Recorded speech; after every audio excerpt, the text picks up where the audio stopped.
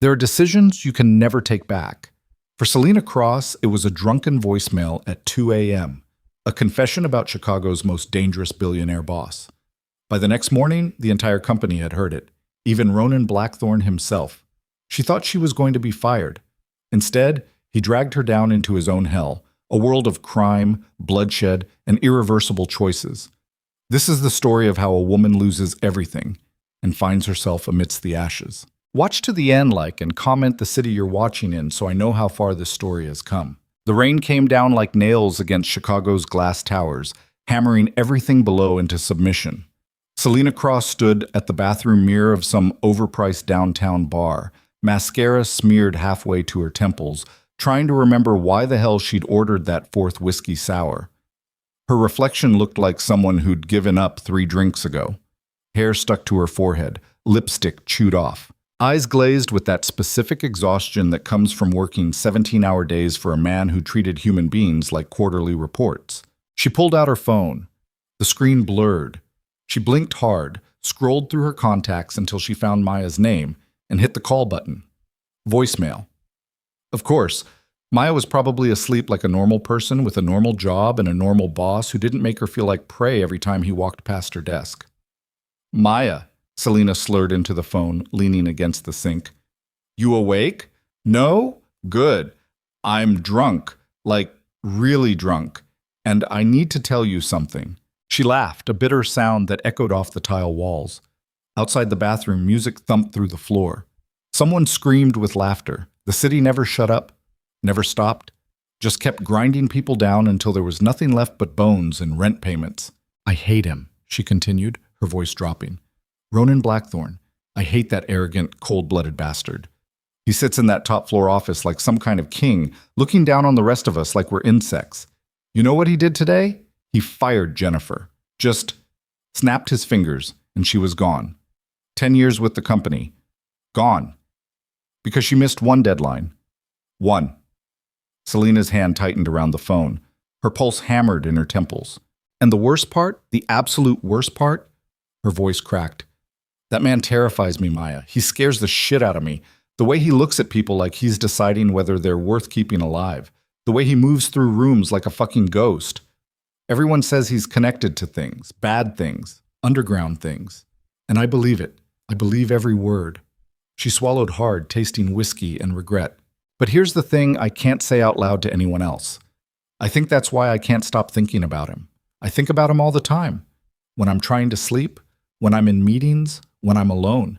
And I don't know if I want to run from him or walk straight into whatever hell he's offering. God, I'm so messed up. She ended the call and shoved the phone back in her purse. By the time she stumbled out of the bar into the rain-soaked street, she'd already forgotten about the message. Just another drunken confession swallowed by the night. Chicago didn't care about confessions. Chicago ate them for breakfast. She woke up 6 hours later with her head splitting open and sunlight burning through her bedroom window like a judgment. Her phone buzzed on the nightstand. Then again. And again. Selina groaned, reaching for it with one hand while pressing the other against her skull. 17 missed calls, 43 text messages. Her stomach dropped before she even opened the first one. It was from Marcus in accounting. Jesus Christ, Selina. Please tell me this is fake. The next one was from Priya. Are you okay? Call me right now. Then Derek. R.I.P. your career. Then Rachel. You're trending on the company Slack. Selina's blood turned to ice water.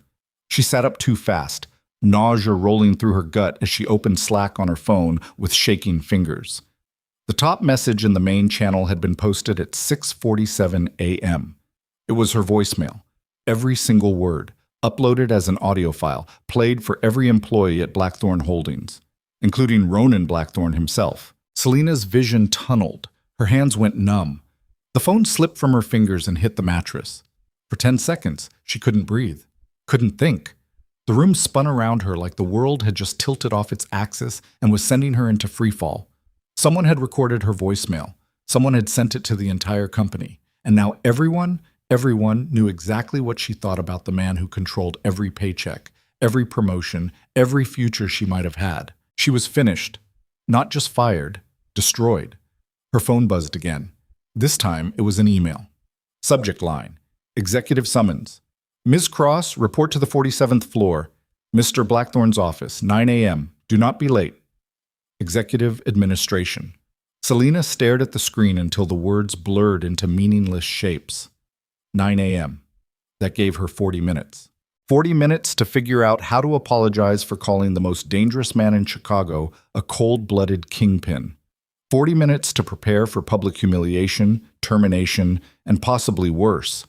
Because if even half the rumors about Ronan Blackthorn were true, this wasn't just a workplace scandal. This was survival. She dragged herself into the shower, scrubbing her skin raw under scalding water, trying to wash away the alcohol and the shame and the creeping dread that wrapped around her ribs like wire. By the time she stepped out, her phone had 56 messages. She ignored all of them, pulled on a black blouse and slacks, tied her hair back. No makeup. She looked like a defendant preparing for sentencing. Good. That's exactly what she was. The subway ride downtown felt like descending into a grave. People stared at their phones, headphones in, faces blank. Nobody looked at each other. Nobody cared. Selina pressed her forehead against the grimy window and watched the tunnel walls blur past in the darkness. By the time she walked through the glass doors of Blackthorn Holdings, every nerve in her body was screaming at her to turn around and run. But running wouldn't help. Ronan Blackthorn didn't forget, didn't forgive. If the stories were true, people who crossed him didn't just lose their jobs. They disappeared. The lobby was marble and steel and cold fluorescent light. Security barely glanced at her. The elevator doors opened like a mouth. She stepped inside and pressed 47. The ride-up felt like drowning in slow motion. When the doors opened, the floor was silent. No assistants, no phones ringing. Just a long hallway of dark wood and floor-to-ceiling windows overlooking the city. At the end of the hall, double doors stood closed. Selina's heels clicked against the floor. Each step echoed. Her heartbeat thundered in her ears. She stopped in front of the doors, raised her hand, and knocked twice. "Come in."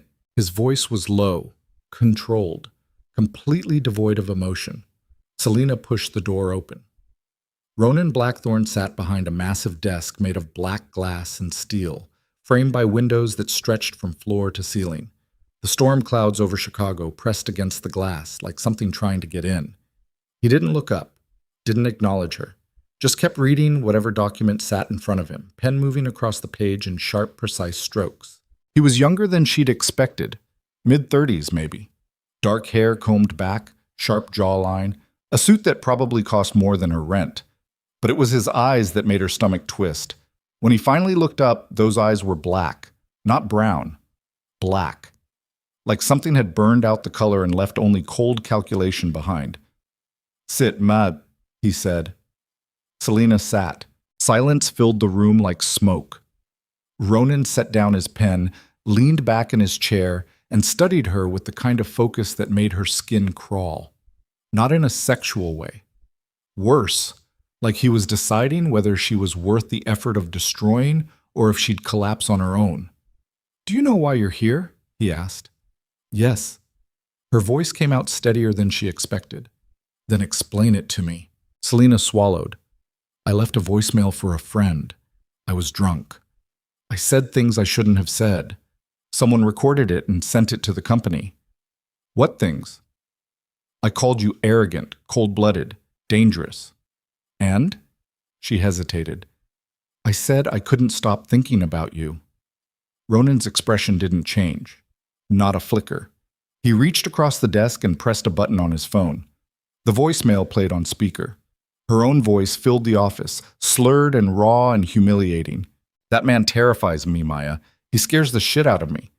But here's the thing I can't say out loud to anyone else. I think that's why I can't stop thinking about him."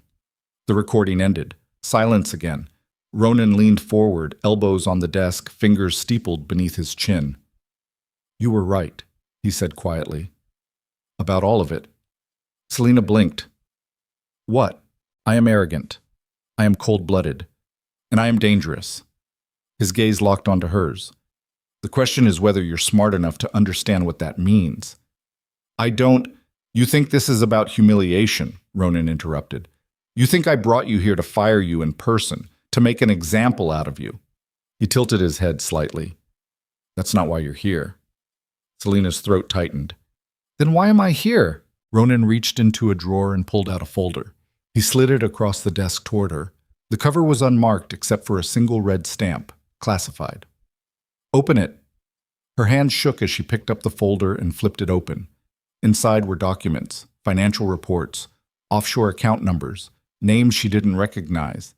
And at the center of it all, a project proposal for $1 billion expansion into international markets. At the bottom of the first page, her name was printed in bold letters.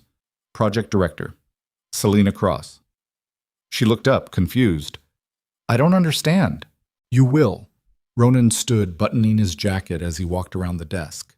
He stopped in front of the window, hands in his pockets, staring out at the city below. I've been watching you for 8 months, Selina. The way you handle pressure, the way you think 3 steps ahead when everyone else is still reacting. You're sharper than anyone else on my staff. And more importantly, you're not afraid to tell the truth. I insulted you. You were honest. He turned to face her. Honesty is rare, especially in my world. Selina's mind raced. Nothing about this made sense. What kind of project is this? The kind that requires discretion, intelligence, and a willingness to operate outside conventional boundaries. You mean illegal? Ronan smiled for the first time. It didn't reach his eyes. I mean effective. I'm not... Selina started to stand. I can't. You already did. She froze. Ronan crossed his arms. The moment that voicemail went public, your reputation was destroyed. No company in this city will touch you after this. Your career is over. Your credibility is gone. You're toxic. The words hit like punches. But, he continued, if you work for me, none of that matters. You'll have resources, protection, power, everything you've ever wanted but were too afraid to reach for. And if I say no? Ronan's expression darkened. Then you walk out of here with nothing, no severance, no recommendation, no future, just the wreckage of whatever life you thought you had. Selina stared at him, pulse hammering. Every instinct screamed at her to leave, to get as far from this man as possible. But the truth was already burning in her chest. He was right. She had nothing left to lose. What do I have to do? She asked quietly. Ronan walked back to his desk and picked up the folder. Pack a bag. You leave for Miami tonight. Elias will meet you at the airport. Who's Elias? Someone who makes sure you stay alive. The words hung in the air like a noose. Selina stood slowly, legs unsteady. How do I know I can trust you? Ronan looked at her with those black, unreadable eyes. You don't. He handed her the folder. But you called me dangerous. You should have trusted your instincts. Selina took the folder. Her hands were still shaking. She walked to the door, stopped, and looked back. Why me? Ronan didn't answer right away. When he finally spoke, his voice was softer, almost human. Because you're already halfway into the dark, Selina, and people like us don't survive by pretending we belong in the light. She left the office without another word. The elevator doors closed behind her. She stared at her reflection in the polished steel walls. Pale, hollow-eyed. A woman who'd just sold her soul without even realizing it. By the time she reached the lobby, her phone was buzzing again. A text from an unknown number. Car will pick you up at 7 p.m. Bring 1 bag. Tell no one. E. Selina shoved the phone in her pocket and walked out into the rain. Chicago looked different now. Sharper, darker. Like the city had finally revealed its true face. And somewhere high above, behind smoked glass and storm clouds, Ronan Blackthorne watched her disappear into the crowd. 48 hours later, Selina Cross would stand in a Miami penthouse surrounded by men with guns and offshore accounts, realizing the voicemail wasn't the beginning of her nightmare. It was the invitation, and she'd already accepted. Miami hit Selina like a fever dream wrapped in humidity and jet fuel. The plane touched down at a private airfield 20 miles outside the city limits. No commercial terminal, no TSA checkpoints. Just a single hangar surrounded by chain-link fence and concrete bleached white under the Florida sun. When the cabin door opened, the heat slammed into her chest like a fist. She'd packed light like the text message ordered. 1 duffel bag, 3 changes of clothes, her laptop, and a growing sense that she'd made a catastrophic mistake. A black SUV idled on the tarmac. Tinted windows. No plates. The driver stood beside it, arms crossed. He was tall, maybe 6'3", with the kind of build that came from years of serious violence. Buzz cut, scar running through his left eyebrow, dark tactical clothing that screamed military but said nothing about which branch or which war. He didn't smile, didn't introduce himself, just nodded once and opened the rear door. "Elias?" Selina asked. "Get in." His voice sounded like gravel scraped across bone. Selina climbed into the SUV. The door slammed shut behind her. Elias slid into the driver's seat and they were moving before she'd even buckled her seatbelt. The airfield disappeared in the rearview mirror. Palm trees blurred past. Traffic thickened as they merged onto the highway heading toward downtown. "Where are we going?" Selina asked. Elias didn't answer. His eyes stayed locked on the road, one hand on the wheel, the other resting on his thigh near something bulky beneath his jacket. A gun. Definitely a gun. Selina's pulse kicked up. "Can you at least tell me what I'm walking into?" "You'll know when we get there." "That's not reassuring." "Wasn't trying to reassure you." She sat back and watched the city roll past. Miami looked nothing like Chicago. Too much color, too much sunlight. Everything here felt temporary, like the whole place could slide into the ocean at any moment and nobody would notice until the tourists stopped showing up. Billboards advertised luxury condos and yacht clubs. Women in bikinis jogged along the waterfront. Lamborghinis roared past them like trophies on wheels. This was where empires came to launder their sins. They drove for 40 minutes before pulling off into a gated community that didn't exist on any map. High walls, private security. Elias flashed a card at the checkpoint, and the gates opened without hesitation. Inside, the streets were lined with mansions that looked like monuments to excess. Every driveway had at least 2 cars worth more than Selina's entire education. The SUV stopped in front of a penthouse building overlooking the bay. Glass and steel, 40 stories of wealth stacked on top of itself. Elias killed the engine. "Top floor, Ronan's waiting." "You're not coming?" "I'm staying here." "Why?" Elias finally looked at her. His eyes were flat, dead, like someone had scooped out everything human and left only function. "Because if something goes wrong up there, you're going to need an exit, and I'm it." Selina's stomach twisted. What could go wrong? Elias didn't answer, just popped the door and stepped out. She followed him into the building. The lobby was marble and gold fixtures and a front desk staffed by someone who looked like they'd been hired for their ability to ignore illegal activity. Elias nodded at the elevators. Selina walked across the polished floor, her footsteps echoing in the cavernous space. The elevator ride up felt longer than the flight from Chicago. When the doors opened on the top floor, she stepped into a penthouse that looked like it had been designed by someone who'd never heard the word subtlety. Floor-to-ceiling windows overlooked the Atlantic, white leather furniture, abstract art that probably cost more than a house, a bar stocked with bottles Selina couldn't pronounce, and sitting at a glass table near the windows, surrounded by 3 men in expensive suits, was Ronan Blackthorne. He glanced up when she entered. "You're late." "Traffic," Selina said. "Sit." She crossed the room and sat in the empty chair. The 3 men barely looked at her. One was older, maybe 60, with silver hair and the kind of tan that came from decades of yacht ownership. Another was younger, tattooed neck, designer watch, eyes that moved constantly like he expected an ambush at any second. The third was somewhere in between, cold, calculating, and utterly still. Ronan gestured toward them. "Selina, meet our investors. Victor handles logistics. Marco handles distribution, and Leo handles problems." None of them offered their hands. Victor leaned back in his chair. "This is the new director?" "She is," Ronan said. "She looks like a corporate analyst." "That's the point." Marco laughed. It was a sharp, ugly sound. "I give her 3 days before she runs back to Chicago." Selina met his eyes. "I'm still sitting right here." Marco's smile faded. Ronan pulled a folder from the table and slid it towards Selina.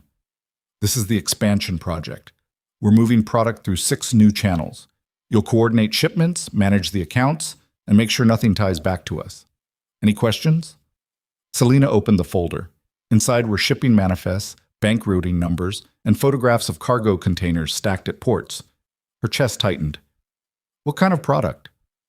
"Does it matter?" Ronan asked. Yes. Ronan's expression didn't change. Pharmaceuticals, electronics, luxury goods, whatever the market demands.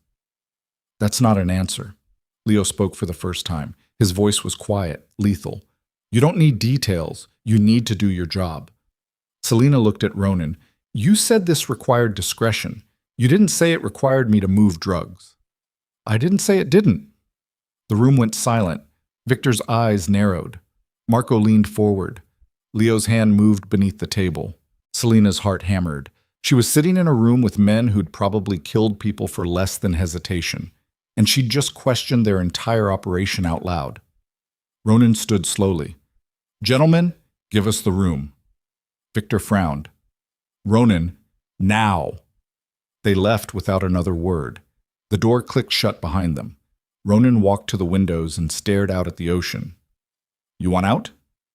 I want to know what I'm actually doing. You're helping me build an empire.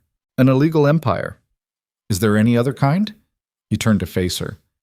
You think the men who built Chicago did it with permits and handshakes? You think power comes from playing by rules written by people who already have everything? Selina stood. I think there's a difference between bending rules and trafficking drugs. And I think you're smart enough to know that difference disappeared the moment you got on that plane. Ronan stepped closer. You want the truth? Fine. We move product. Some of it's legal. Most of it's not.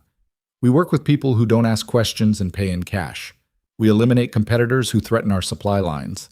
And we make sure no one, not the DEA, not the FBI, not anyone, ever traces it back to Blackthorn Holdings. That's organized crime. That's survival. His voice dropped. You think your corporate job was clean? You think the bonuses you earned came from ethical investments? Everyone's hands are dirty, Selina. The only difference is some people admit it. She wanted to argue, wanted to tell him he was wrong, but the words stuck in her throat because part of her, some ugly buried part, knew he was right. Ronan walked back to the table and poured 2 glasses of whiskey. He slid one toward her. You have 2 choices. Walk out that door right now, go back to Chicago, and spend the rest of your life wondering what you could have become. Or stay, learn, and find out what you're actually capable of. Selina stared at the glass. Then she picked it up and drank. The whiskey burned all the way down. Ronan smiled. Good. We leave for the port in an hour. The port was a different kind of hell. They arrived at dusk. The sky bled orange and purple over shipping containers stacked like tombstones. Cranes loomed overhead. Seabirds screamed. The air smelled like diesel and salt and something rotten Selina couldn't identify. Ronan led her through a maze of containers toward a warehouse at the edge of the facility. Elias followed 10 paces behind, silent as a shadow. Inside the warehouse, the lights flickered. Water dripped from exposed pipes. A dozen men stood in a loose circle around a shipping container with its doors hanging open. And kneeling in the center of the circle, hands zip-tied behind his back, was a man covered in blood. Selina stopped walking. Her legs locked. Her breath caught. Ronan didn't stop. He walked straight into the circle, hands in his pockets, like this was a board meeting. Who is he? Ronan asked. One of the men, tattooed, scarred, built like a freight truck, stepped forward. Name's Danny Ruiz. He's been skimming from the shipments, selling on the side. We caught him 3 days ago. Danny's head hung low. Blood dripped from his nose onto the concrete. His breathing was ragged. Ronan crouched in front of him. Danny, look at me. Danny lifted his head. One eye was swollen shut. The other was wide with terror. You've been stealing from me, Ronan said quietly. I didn't. Danny's voice cracked. I swear, I didn't. Don't lie. Ronan's tone didn't rise, didn't sharpen. It stayed perfectly calm. We have the receipts, the transactions, your contact in Hialeah. Everything. Danny started crying.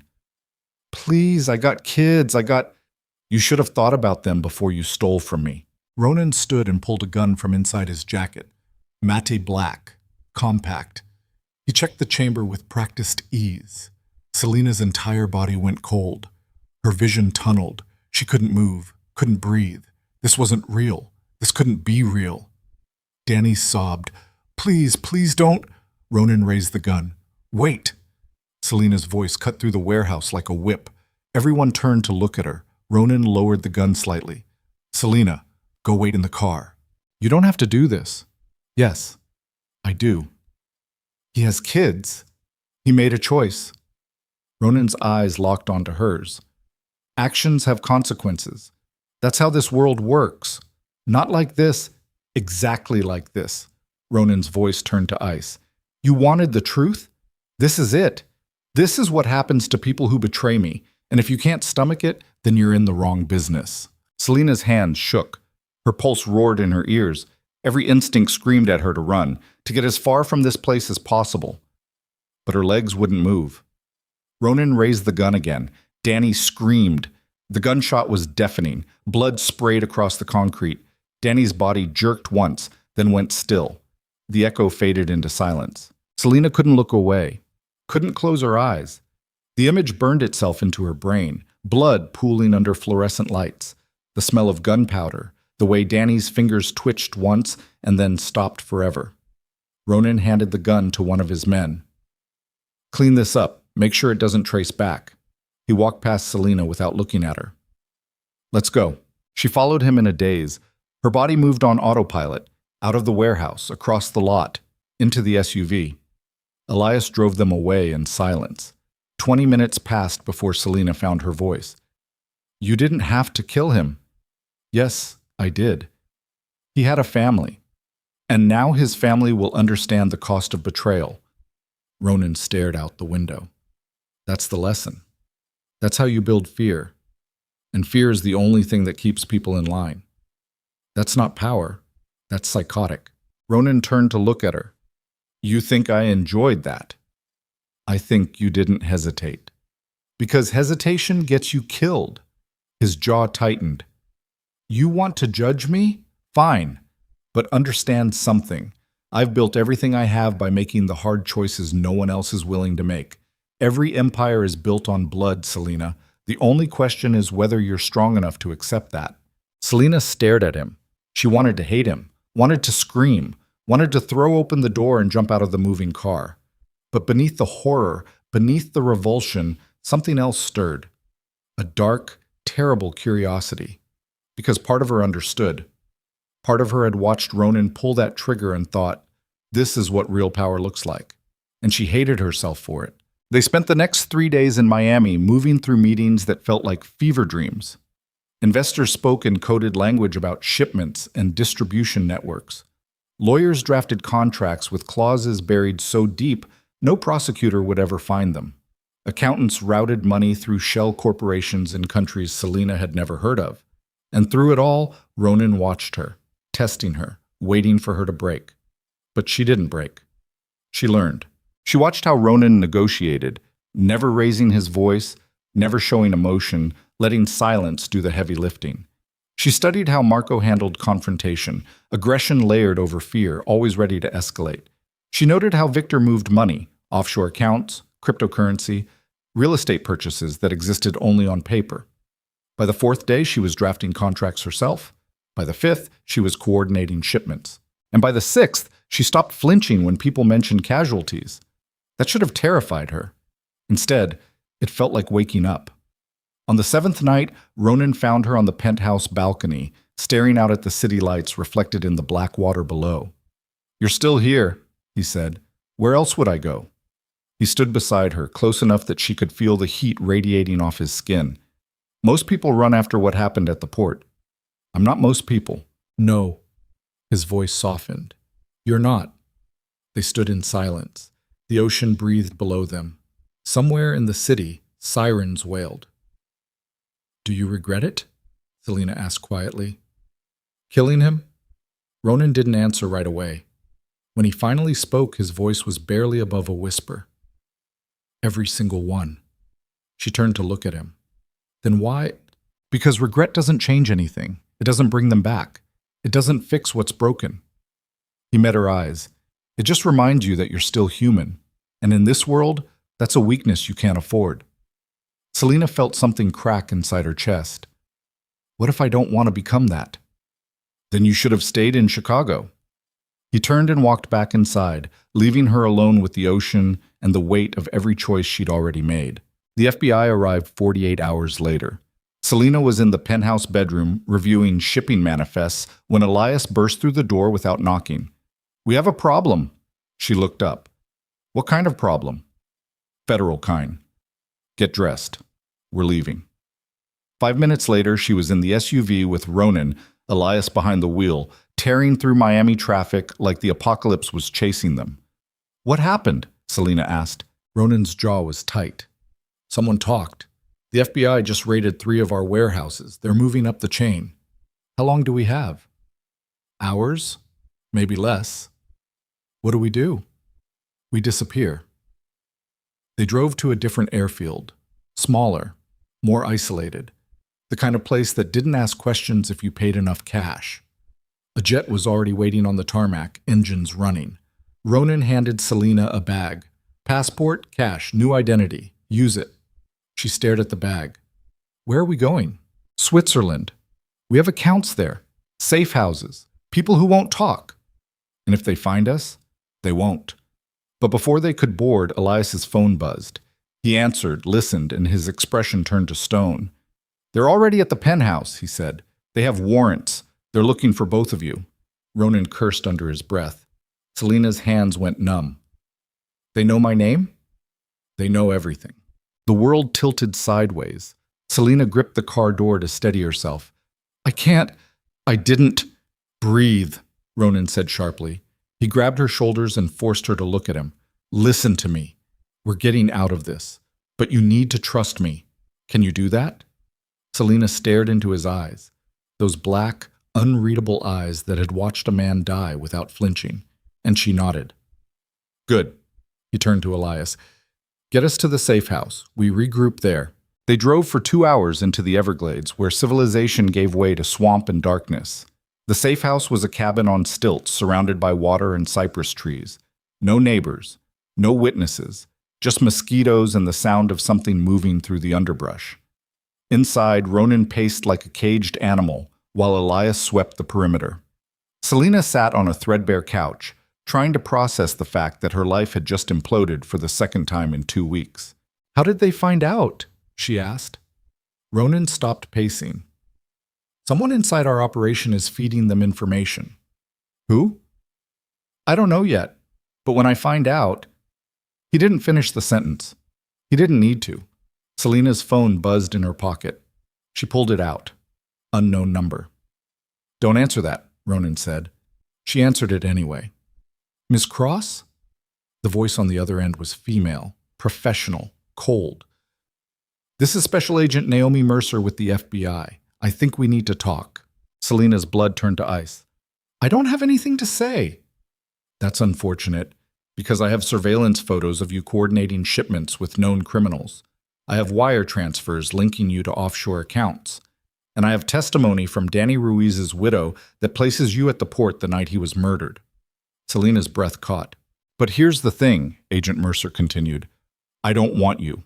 I want Ronan Blackthorne. And if you're willing to cooperate, I can make all of this disappear. I'm not... Think about it. You have 24 hours. After that, the warrant goes active. And when it does, there won't be anywhere in the world you can hide." The line went dead.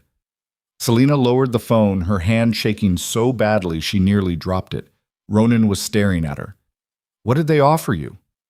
"Immunity." "In exchange for?" Selina met his eyes. "You." The silence that followed was suffocating. Outside, something screamed in the darkness. Elias appeared in the doorway, gun drawn, scanning for threats that weren't there. Ronan walked to the window and stared out at the black water. When he finally spoke, his voice was quieter than she'd ever heard it. "Are you going to take it?" Selina stood. Her legs felt like water. "I don't know." "Yes, you do." "Ronan?" He turned to face her. "You're standing at the edge, Selina. One side is the life you used to have, clean, legal, safe. The other side is me, and everything that comes with it. You need to decide which one you can live with." Selina's chest tightened, her pulse hammered. Every rational thought screamed at her to take the deal, to save herself, to walk away before she drowned in blood and federal charges, and a man who just admitted he regretted every life he'd taken but kept taking them anyway. But when she opened her mouth, the words that came out weren't the ones she expected. I'm not leaving. Ronan stared at her like she'd just sentenced herself to death. Maybe she had. Then we need to move, he said. If the FBI knows where we are, we have hours. Maybe less. Where do we go? Somewhere they'll never find us. He pulled a burner phone from his jacket and dialed. Someone answered on the first ring. It's me, Ronan said. We need extraction. Full package. Tonight. He listened, nodded, and hung up. Pack light, he told Selina. We leave in 30 minutes. But before they could move, headlights cut through the darkness outside. Multiple vehicles. Coming fast. Elias swore. We've got company. Ronan grabbed Selina's arm. Back door now. They ran. Behind them, the cabin exploded in gunfire and shouting and the sound of wood splintering under boots. Selina's heart slammed against her ribs as they crashed through the back door and into the swamp. Water soaked through her shoes. Branches tore at her clothes. Elias fired 3 shots behind them, buying seconds they didn't have. Keep moving, Ronan shouted. They ran until Selina's lungs burned and her legs screamed, and the cabin was just distant gunfire echoing through the trees. Finally, they stopped in a clearing. Selina doubled over, gasping. Who the hell was that? She choked out. Not the FBI, Elias said grimly. Ronan's expression was stone. Rival crew, someone sold us out. The same person feeding the FBI? Has to be. Selina straightened, adrenaline still screaming through her veins. So what now? Ronan looked at her, and for the first time since she'd met him, she saw something in his eyes that looked almost like fear. Now we find out who betrayed us, he said quietly, before they kill us both. And in the darkness of the Everglades, surrounded by swamp and gunfire and nowhere left to run, Selina Cross realized she'd crossed a line she could never uncross. She wasn't a victim anymore. She was a fugitive. And the only person standing between her and a bullet was the man who'd dragged her into hell in the first place. They moved through the Everglades like ghosts running from their own graves. Selina's lungs burned with every breath. Her legs screamed. Mud sucked at her shoes with each step, trying to drag her down into the black water that stretched endlessly in every direction. Behind them, voices shouted in Spanish. Flashlight beams cut through the cypress trees like searchlights hunting prey. Ronan moved ahead with the focus of someone who'd done this before. Elias brought up the rear, gun drawn, periodically turning to scan the darkness behind them. And Selina stumbled between them, her entire world reduced to one thought repeating on an endless loop. How did it come to this? 2 weeks ago, she'd been a corporate analyst with a 401k and weekend brunch plans. Now she was running through a swamp from people who wanted her dead. They reached a small boat hidden beneath a rotting dock. Ronan pulled back the tarp covering it and gestured sharply. Get in. Selina climbed into the boat. The hull rocked beneath her weight. Elias pushed them off while Ronan yanked the motor to life. The engine coughed once, twice, then roared. They shot forward into the darkness, leaving the shouting voices behind. For 20 minutes, they moved through narrow channels choked with vegetation. Alligators slid off muddy banks into the water. Nightbirds screamed overhead. The air smelled like rot and gasoline. Finally, Ronan killed the engine and let them drift toward an abandoned fish camp barely visible in the moonlight. The structure leaned to one side like it was trying to collapse but hadn't quite committed yet. Broken windows, missing boards, nature slowly reclaiming what humans had given up. They tied off and climbed onto the sagging dock. Inside the camp, Ronan lit a battery-powered lantern. Yellow light spilled across walls covered in mold and graffiti. A table, 2 chairs, a rusted sink, and in the corner, a trap door leading to a crawl space beneath the floorboards. We stay here until dawn, Ronan said. Then we move. Selina collapsed into one of the chairs. Her hands were shaking so hard she had to press them against her thighs to make them stop. Who were those people? Sinaloa affiliate, Elias said. They've been trying to muscle into our territory for months. How did they know where we were? Ronan's jaw tightened. Same way the FBI knew. Someone inside our operation is feeding information to everyone. Who? Selina's voice cracked. Who would do that? That's what we're going to find out. He pulled out his phone, not the burner, a different one, encrypted, and started making calls. Each conversation was short, clipped, angry. By the 3rd call, he was pacing. By the 5th, he threw the phone against the wall hard enough to crack the screen. Every single contact is either dead or gone dark, he said through clenched teeth. Marco's not answering. Victor's house is empty. Leo disappeared 3 days ago. Elias swore quietly. It's a coordinated hit. On who? Selina asked. Us? On the entire organization? Ronan ran his hands through his hair, the first time she'd seen him look genuinely rattled. Someone's dismantling everything I built, and they're doing it from the inside. The realization hit Selina like cold water. We're not just running from the FBI, we're running from your own people. Some of them. Maybe all of them. Ronan turned to face her. Which means everyone we trusted is either compromised or dead. Then what the hell do we do? We find out who's behind it, and we kill them before they kill us. Selina stared at him. 24 hours ago, that statement would have horrified her. Now it just sounded like survival. She was too tired to be horrified anymore. They took turns sleeping in 2-hour shifts. When dawn broke through the gaps in the walls, painting everything gray and exhausted, Ronan woke them both. We need to go back to Miami, he said. Elias frowned. That's suicide. It's the only move they won't expect. Ronan's eyes were hard. Whoever's doing this thinks we're running. So we stop running, we go back, and we flush them out. How? Selina asked. By making them think they've already won. 4 hours later, they were back in Miami, moving through the city like rats through a maze. Ronan had contacts scattered throughout the underworld, people who owed him favors, people who feared him, people who'd die before betraying him. They used those connections to get clean clothes, fake IDs, and access to a penthouse apartment owned by a shell corporation that didn't exist on any official record. From there, Ronan started making moves. He sent encrypted messages to his remaining contacts, demanded meetings, offered deals. And through it all, he watched, waited, looking for the crack in the facade. 2 days passed, then 3, and then Vivian Drake walked through the door. Selina didn't recognize her at first. She was older than the men they'd been dealing with, mid-50s, impeccably dressed, with silver hair pulled back in a severe bun, and eyes that looked like they'd witnessed every sin humanity had to offer and stopped caring decades ago. She moved into the apartment like she owned it, followed by 2 bodyguards who positioned themselves by the exits. Ronan stood to greet her. Vivian, it's been a long time.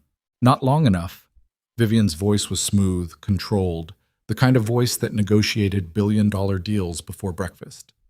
I heard you were having trouble. Nothing I can't handle. Really? Because from where I'm standing, your empire is on fire and you're standing in the middle of it pretending not to burn. Ronan's expression didn't change. What do you want? To help. Bullshit. Vivian smiled. It didn't reach her eyes. I represent a consortium of investors who are very concerned about recent developments. The FBI investigation, the cartel incursions, the sudden disappearance of key personnel. It's bad for business, Ronan. So? So we'd like to offer you an exit. Clean, quiet. You disappear. We absorb your operations. Everyone walks away intact. Except me. You'll be alive. That's more than most people in your position can say. Ronan walked to the window and stared out at the city. And if I refuse? Vivian's smile faded. Then we stop protecting you, and you'll find out very quickly just how many enemies you've made. Selina's stomach twisted. She looked at Elias. His expression was unreadable, but his hand had moved closer to his gun. Ronan turned around. Tell your consortium to go to hell. Vivian sighed. I was afraid you'd say that. She pulled a small recording device from her purse and set it on the table. Pressed play. At first there was only static, then voices emerged. Ronan's voice, Marco's voice, Victor's voice, all of them discussing shipments, murders, payoffs, every incriminating word captured in crystal clear audio. Selina's blood turned to ice. This is just a sample, Vivian said. We have hours of recordings, surveillance footage, financial records, everything we need to put you away for life, or to sell to the FBI, whichever comes first. Ronan's hands curled into fists. How long have you been recording me? 2 years? Why? Insurance. Vivian picked up the device and slipped it back into her purse. You've always been a useful asset, Ronan, but assets need to be controllable, and you've become increasingly difficult to control. So you're what? The FBI's inside man? I'm a businesswoman. I work with whoever pays best. She stood. You have 24 hours to accept our offer. After that, these recordings go public, and you'll spend the rest of your very short life in a federal prison. She walked toward the door. Wait, Selina said. Everyone turned to look at her. Selina's heart hammered. Her mouth was dry. But something in her gut was screaming that this was important, that there was something they were all missing. If you've been recording him for 2 years, she said slowly, then you were there before the FBI investigation started. Vivian's expression didn't change. So why would you need insurance against someone unless you were planning to betray them? Selina stood. The FBI didn't start investigating Ronan because they got a tip. They started because you fed them one. The room went silent. Vivian's smile returned. Very clever, Ms. Cross. You're the inside man, Selina continued, the pieces falling into place. You've been feeding information to the FBI, the cartels, everyone. Not to take Ronan down. To take over his entire operation. And it would have worked, Vivian said calmly, if he hadn't brought you in. You're the variable I didn't account for. The smart little analyst who asked too many questions. Ronan's voice was deadly quiet. You killed Marco. Marco was compromised. He was going to flip for the FBI. Victor? Skimming profits. Leo? He figured out what I was doing. Had to go. And now you're here to kill us too. Vivian shrugged. Not personally. That's what I pay people for. She snapped her fingers. The bodyguards pulled their guns. Elias moved first. He drew and fired in one fluid motion, dropping the first bodyguard before the man's finger reached the trigger. But the second bodyguard was faster. His shot caught Elias in the shoulder, spinning him backward into the wall. Ronan lunged for Vivian, but she was already moving, pulling a gun from her jacket with the ease of someone who'd done this before. She aimed it at his chest. Don't, she said. Ronan froze. Selina's entire body locked up, her vision tunneled. Everything slowed down. The remaining bodyguard kept his weapon trained on Elias, who was bleeding but still conscious, his own gun on the floor 3 feet away. Vivian kept her gun on Ronan. And Selina stood in the middle of it all, completely unarmed, completely helpless. Here's what's going to happen, Vivian said. You're going to sign over every account, every asset, every contact you have. Then you're going to disappear. If you don't, I'll kill Ms. Cross right now, and then I'll kill you. Your choice. Ronan's jaw clenched.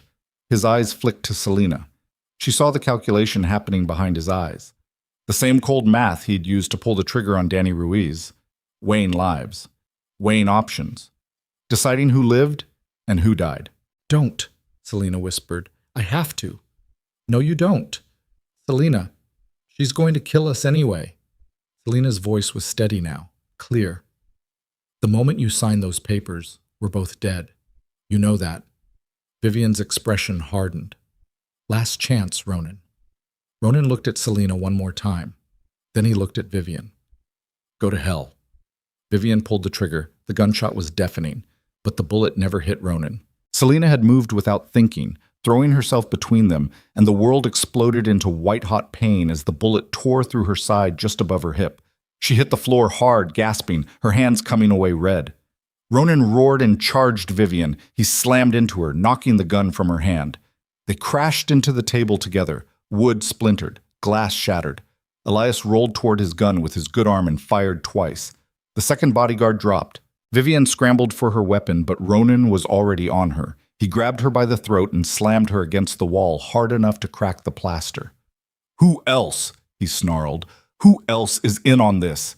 Vivian laughed, blood running from her split lip. Everyone. The whole city. You really thought you were in control?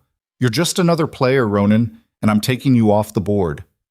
Ronan's hand tightened around her throat. Ronan? Selina's voice was weak, distant. Don't. He looked back at her. She was curled on the floor, bleeding, her face pale as death. We need her alive, Selina gasped. She's the only proof we have. Ronan's entire body shook with rage, but he didn't squeeze. He held Vivian there, pinned, while Elias struggled to his feet and retrieved the zip ties from his tactical bag. 5 minutes later, Vivian was bound to a chair, still smiling despite the blood on her face. Elias worked to stop Selina's bleeding with strips torn from a clean shirt. The bullet had gone through. Messy, but survivable. Probably. If they got her to a doctor soon. Ronan crouched in front of Vivian. You're going to tell me everything. Every name, every account, every person you've been working with. Or what? Vivian asked. You'll kill me? You need me, remember? I need you alive. I don't need you comfortable. He pulled out a knife. What happened next, Selina couldn't watch. She turned her face away, pressing her forehead against the cool floor, listening to Vivian scream and scream until her voice gave out. When it was over, Ronan had a list of names. 8 people inside his organization, 4 FBI contacts, 2 cartel connections, and 1 name that made his blood run cold. Agent Naomi Mercer. The FBI agent who'd called Selina wasn't trying to bring down Ronan's empire. She was working with Vivian to steal it. Ronan stared at the paper in his hands like it had personally betrayed him. They've been playing both sides from the beginning, building a case just strong enough to scare us, then offering deals to anyone willing to flip, all while Vivian systematically took over every piece of the operation. So what do we do? Selina asked. Her voice was barely a whisper. The room kept spinning. Ronan looked at her. Really looked at her. At the blood soaking through her clothes, at the way her hands shook, at the fact that she'd taken a bullet meant for him without hesitation. We burn it all down, he said quietly. Every piece, every contact, every connection. We make sure no one can take what's left. And then? Then we disappear, for real this time. Elias had managed to stop the bleeding, but Selina needed a hospital.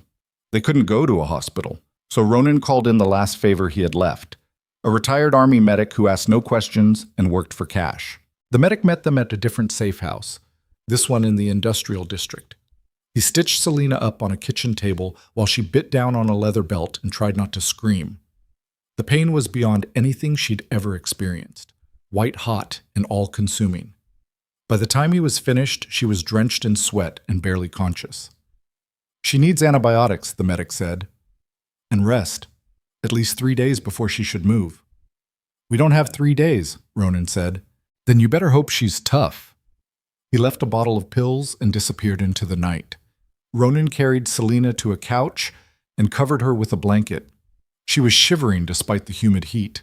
Shock, probably. Or blood loss. Or the simple fact that her body was finally giving up. Why did you do that? Ronan asked quietly. Selina opened her eyes. What? Jump in front of the bullet.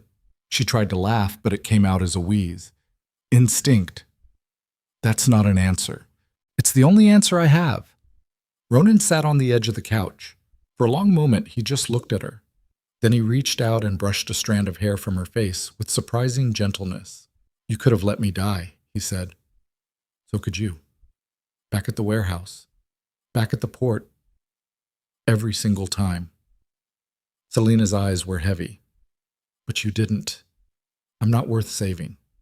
Neither am I, but here we are. Something shifted in Ronan's expression, something raw and unguarded that she'd never seen before.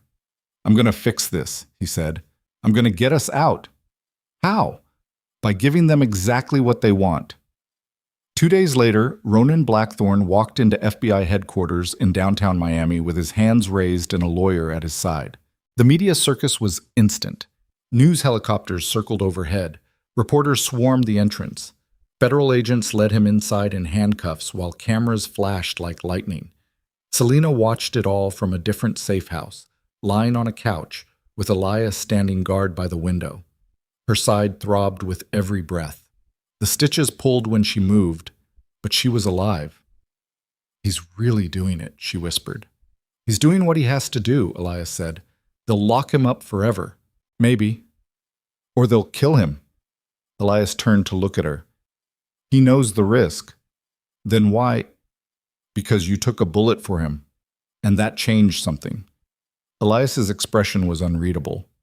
I've worked for Ronan for 8 years. I've never seen him care whether someone lived or died.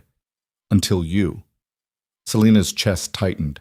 She watched the news coverage for 6 hours straight, watched federal agents escort Ronan into an interrogation room, watched lawyers argue in hallways, watched Agent Naomi Mercer give a press conference about bringing down one of the most dangerous criminal organizations in the country.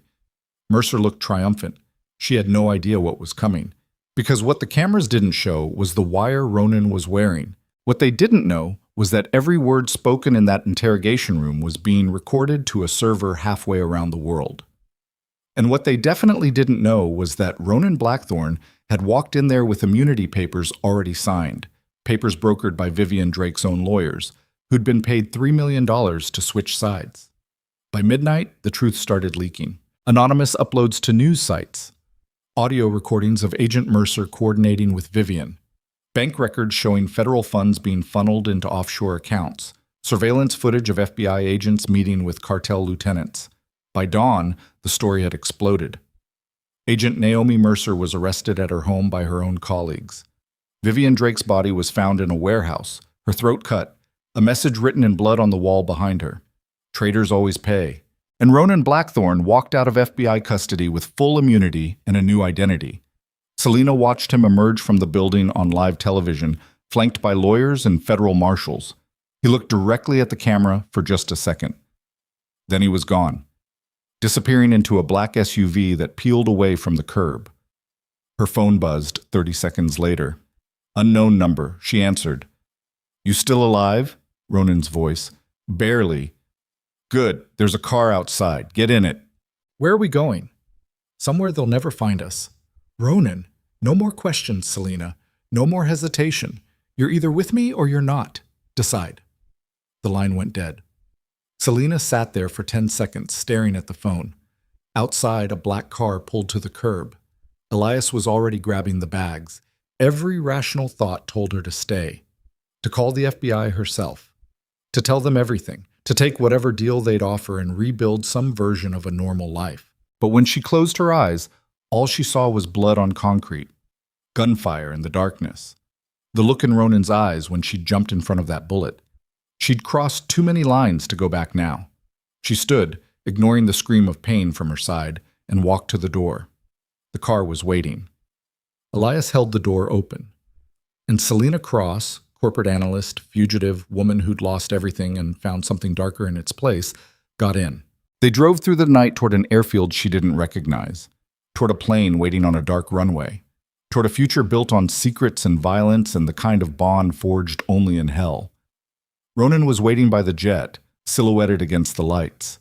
When Selina walked up to him, he didn't smile, didn't apologize, just looked at her like she was the only real thing left in his world.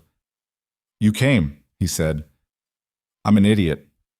Probably. You ruined my life." "I know." She stepped closer. "If I do this, if I get on that plane, there's no going back. You understand that?" "I do." "Then promise me something." "What?" "No more lies, no more secrets. If we're doing this, we do it together. All of it." Ronan studied her face, then he held out his hand. "Together." Selina took his hand, and they boarded the plane as the first light of dawn broke across the Miami skyline. Behind them, an empire collapsed into ash. Ahead of them, only darkness and the faint possibility of something that might, against all odds, look like freedom. The engines roared to life, and Selina Cross, who'd started this nightmare with a drunken voicemail, closed her eyes and let the past burn away behind her. Whatever came next, she'd face it standing, even if it killed her. Switzerland came at them through clouds and mountains, like a postcard from another life. The plane touched down at a private airfield outside Zurich just after midnight. Snow covered everything, the runway, the trees, the distant peaks that looked like teeth against the black sky. The cold hit Selina the moment the cabin door opened, stabbing through her clothes and straight into the wound in her side. She gasped, doubling over. Ronan caught her before she fell. "Easy." "I'm fine." "You're bleeding through your stitches." She looked down. He was right. A dark stain was spreading across her shirt. "Shit." "We'll get you fixed up. Come on." The car was waiting. Black Mercedes, heated seats. Elias drove while Ronan sat in back with Selina, one arm around her shoulders to keep her upright. She could feel his pulse through his shirt, steady, controlled, like nothing in the world could touch him. She envied that. They drove for 2 hours into the mountains, climbing narrow roads that switchbacked through pine forests heavy with snow. No other cars. No lights. Just darkness and the crunch of tires on ice. Finally, they turned onto a private road marked only by a steel gate that opened automatically. Beyond it, nestled against a frozen lake surrounded by Alps, stood a villa that looked like it had been carved from stone in silence. "This is yours?" Selina asked. "Was my father's," Ronan said. "No one knows it exists except Elias and me. And now me. And now you." Inside, the villa was all dark wood and fireplaces big enough to stand in, minimalist furniture, floor-to-ceiling windows overlooking the lake, a kitchen that looked like it had never been used, and upstairs bedrooms with beds made up like someone had been expecting them. Ronan helped Selina to the master bedroom and sat her on the edge of the bed. He disappeared into the bathroom and came back with a first aid kit that looked like it could handle a war. "Shirt off," he said. Selina hesitated. Then she unbuttoned her blouse with shaking fingers and let it fall away. The bandage underneath was soaked red. Ronan cut the gauze away carefully. The stitches had held, but the wound was angry and inflamed. He cleaned it with antiseptic that burned like fire. Selina bit down on her lip hard enough to taste blood. "You need a real doctor," Ronan said quietly. "Can't risk it." "Selina, I'm not dying from this. I'm just pissed off and exhausted." She met his eyes. "I'll be fine." He didn't look convinced, but he didn't argue. He dressed the wound with fresh bandages and helped her into a clean shirt. Then he sat back and just looked at her. "What?" Selina asked. "You should hate me." "I do." "Then why are you here?" Selina didn't have an answer for that. Or maybe she did, but it was too complicated and too terrifying to say out loud. So instead she asked, "Why did you bring me here?" "Because you're the only person I trust." "That's insane. You barely know me." "I know you jumped in front of a bullet." His voice dropped. "I know you didn't run when you had the chance. I know you're still here even after everything I've put you through. That's more than most people would do. Most people have better survival instincts." "Maybe." Ronan stood and walked to the window. Snow was falling again, soft and relentless. "Or maybe you're just as broken as I am." Selina wanted to argue, wanted to tell him he was wrong. But the words stuck in her throat because he wasn't wrong. She was broken. She just hadn't realized it until she'd met him. They stayed in the villa for 3 days. Healing, hiding, trying to pretend the world outside didn't exist. But it did exist, and it was coming for them. On the 4th morning, Elias burst into the kitchen where Selina was attempting to make coffee with one functional arm. His face was stone. "We have a problem."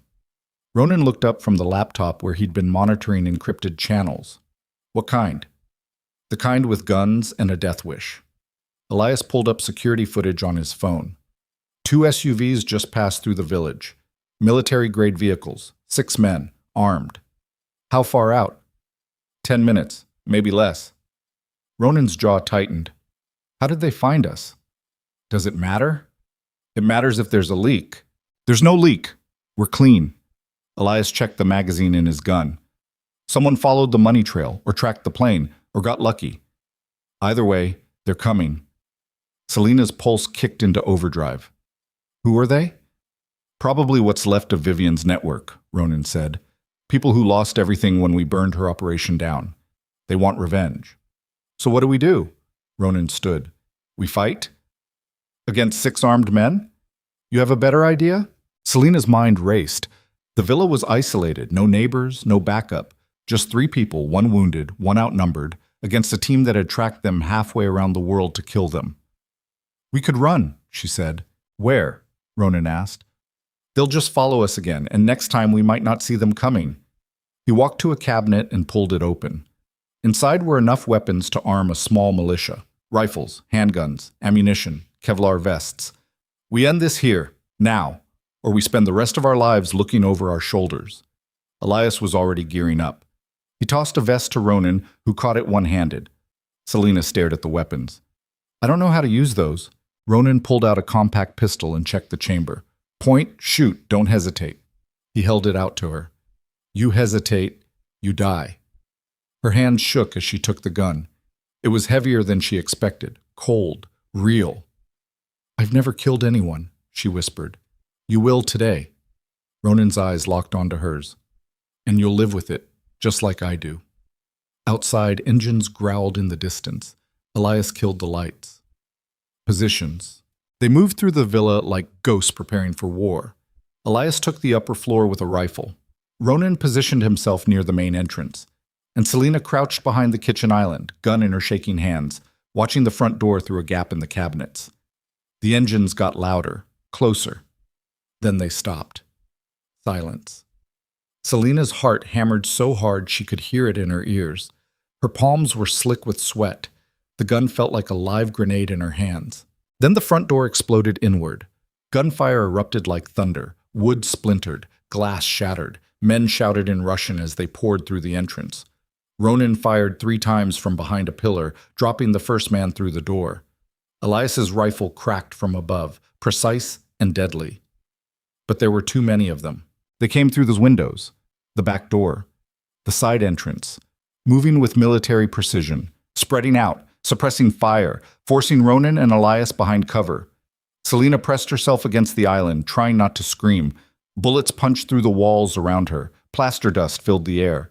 Someone was shouting orders in Russian. Glass crunched under boots. Then one of them found her. He came around the island fast, gun raised, eyes wide with adrenaline. Selina didn't think, didn't aim, just pulled the trigger. The recoil nearly knocked the gun from her hands. The shot went wide, hitting the wall behind him. He smiled, started to raise his weapon. She fired again. This time the bullet caught him in the chest. He staggered backward, surprise etched across his face, and fell. Selina stared at the body, at the blood spreading across the floor, at the man she'd just killed. She was going to throw up. "Selina!" Ronan's voice cut through the chaos. "Move! Now!" She scrambled to her feet and ran. A bullet tore through the space where her head had been a second before. She dove behind the couch as gunfire chewed through the furniture around her. Ronan was pinned behind the fireplace. Elias was laying down, covering fire from the stairs, but he was running low on ammunition. They were losing. Another window shattered. A grenade rolled across the floor. Elias saw it first. "Grenade! Get down!" Selina threw herself flat. The explosion was deafening. Pressure slammed into her like a wall. Her ears rang. Smoke filled the room. She couldn't see, couldn't hear, couldn't breathe. Someone grabbed her arm and hauled her up. Ronan. His mouth was moving, but she couldn't hear the words. He dragged her toward the back hallway while Elias covered them, firing methodically at shapes moving through the smoke. They made it to the kitchen. Ronan shoved her through a door she hadn't noticed before. Servants' stairs leading down into darkness. They descended into a wine cellar that smelled like earth and stone. "There's a tunnel!" Ronan shouted over the ringing in her ears. "It leads to the boathouse. We can escape through the lake." "What about Elias?" "He'll cover our exit and follow." "Ronan, he knows what he's doing. Move." They ran through the tunnel, their footsteps echoing in the confined space. Behind them, gunfire continued to thunder through the villa. Ahead, a steel door blocked the way. Ronan wrenched it open and they emerged into the boathouse. A speedboat was tied to the dock. Ronan started throwing off lines while Selina watched the tunnel entrance, gun raised, waiting for someone to come through. The boat's engine roared to life. "Get in!" Ronan shouted. Selina jumped into the boat. Ronan gunned the throttle and they shot out onto the black water of the frozen lake. Behind them, the villa burned. Flames licked at the windows. Smoke poured into the night sky. They were halfway across the lake when the explosion came. The villa erupted in a fireball that lit up the mountains. The shockwave rolled across the water like a living thing. Selina turned and watched everything burn. The safe house, the weapons, the last refuge they'd had. "Elias," she whispered. Ronan's hands were white-knuckled on the steering wheel. His jaw was set. He didn't look back. They reached the far shore and abandoned the boat, climbing through snow and rocks until they reached a road. A car was hidden beneath a tarp, another contingency Ronan had prepared. They drove. For hours they drove, moving deeper into the Alps, away from cities and people and anything that could identify them. Selina's entire body ached. Her wound had reopened. Blood soaked through her shirt again, but she didn't say anything, just pressed her hand against her side and tried not to pass out. Finally, as dawn broke over the mountains, Ronan pulled off the road near a small village. He killed the engine and sat there. staring at nothing. "We can't keep running," Selina said quietly. "I know. They'll keep coming until we're dead." "I know. So what do we do?" Ronan turned to look at her. His eyes were hollow, haunted. "We end it." "How?" "By going back." Selina blinked. "Back where?" "Chicago." His voice was flat. "That's where this started. That's where it has to end." "That's insane. The FBI..." "Yeah. The FBI thinks I'm in witness protection. They think I'm untouchable, which means I can move through the city without being noticed. And if I'm careful, I can take out every single person who's trying to kill us before they even know I'm there. That's not a plan. That's suicide." "You have a better one?" Selina wanted to scream.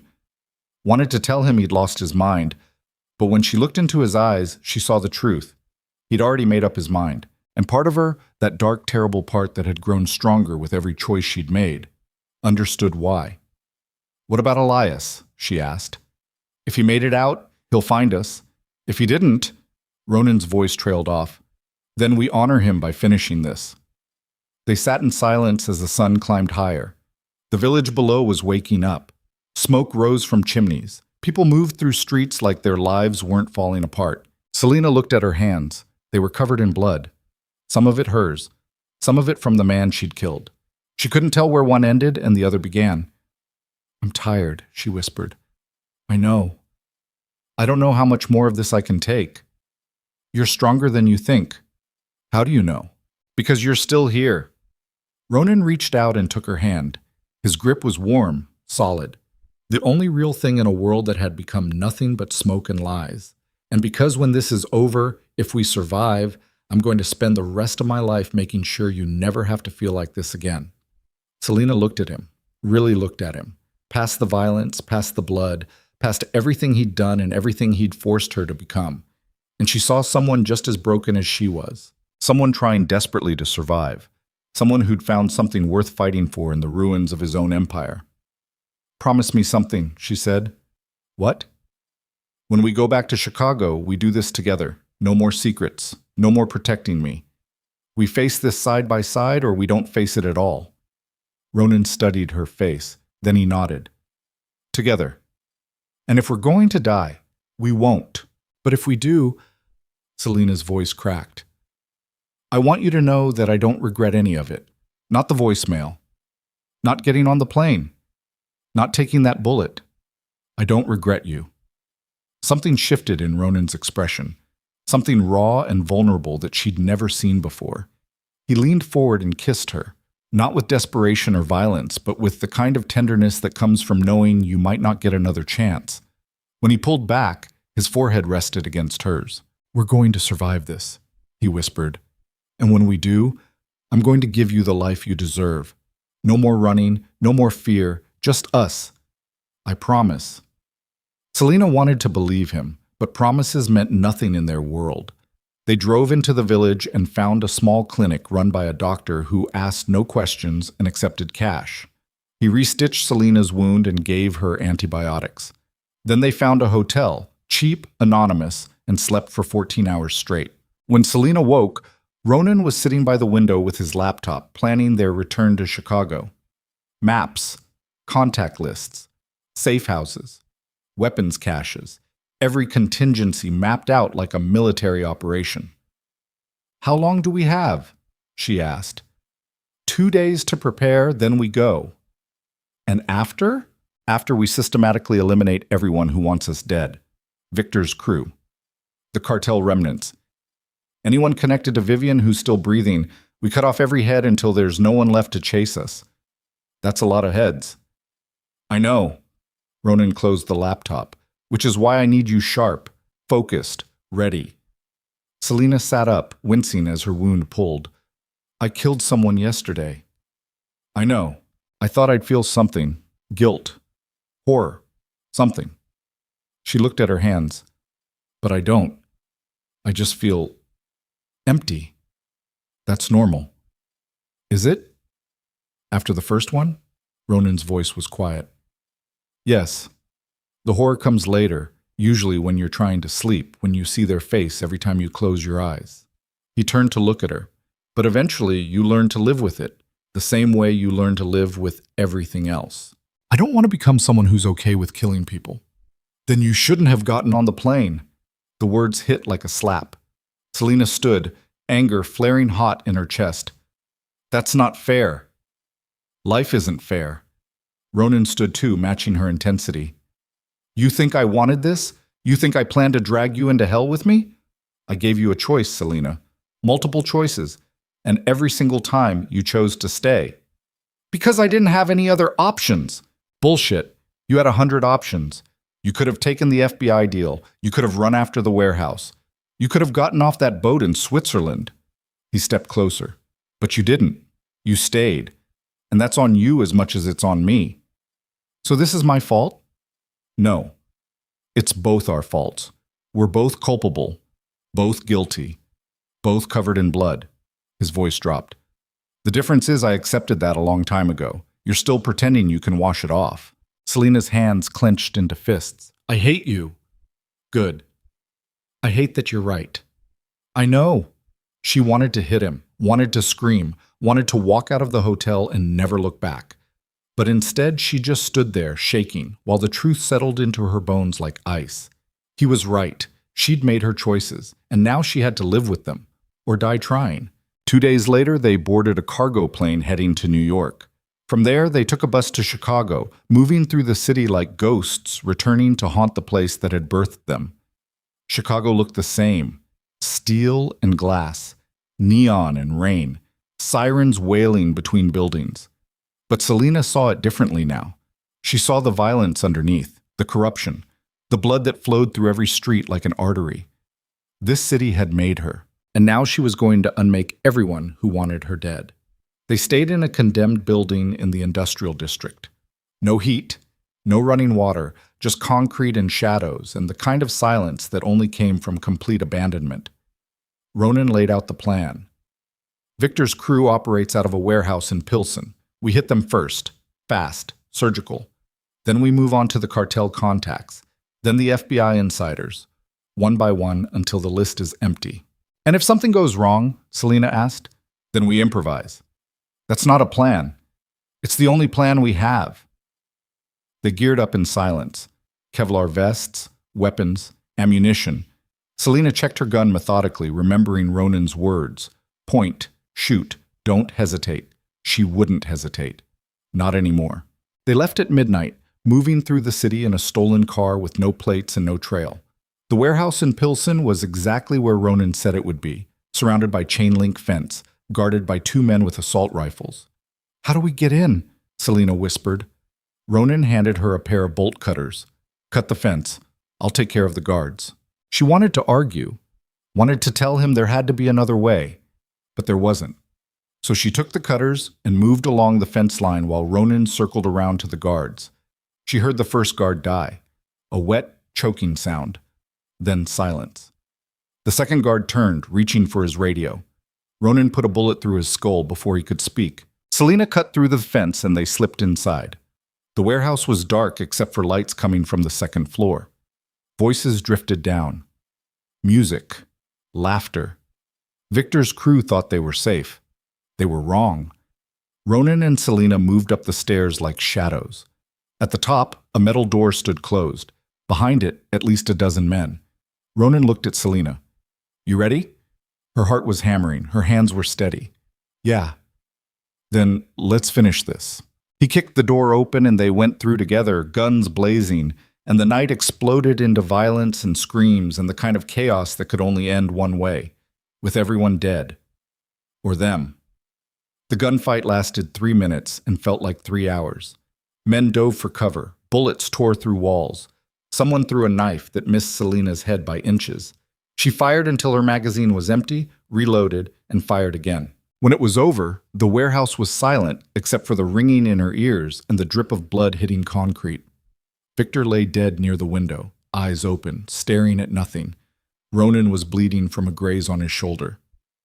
You hit? No, Selina gasped. You? I'll live. He looked around at the bodies. 1 down, 8 to go. They left the warehouse burning, and somewhere across the city, In offices and safe houses and secret meetings, the people who wanted them dead realized something terrifying. Ronan Blackthorne had come home, and he wasn't running anymore. He was hunting.